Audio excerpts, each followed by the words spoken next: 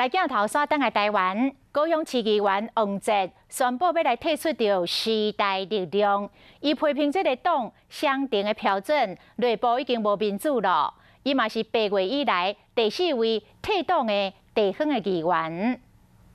很多不民主的制度，然后很多因人设事、双重标准这样的问题发生。媒体宣布退党了后，黄捷再去开记者会，讲明原因。时代力量决策委员的改选结果会失望，伊讲无法度改革啊。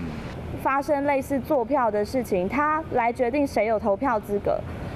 我觉得这一切都太荒唐了。伊讲党内无民主的制度有两套标准，因小卖伫即摆改选中，敢若互人当作是人头党员，出现被投票情形，即嘛是互伊决定退党的导火线。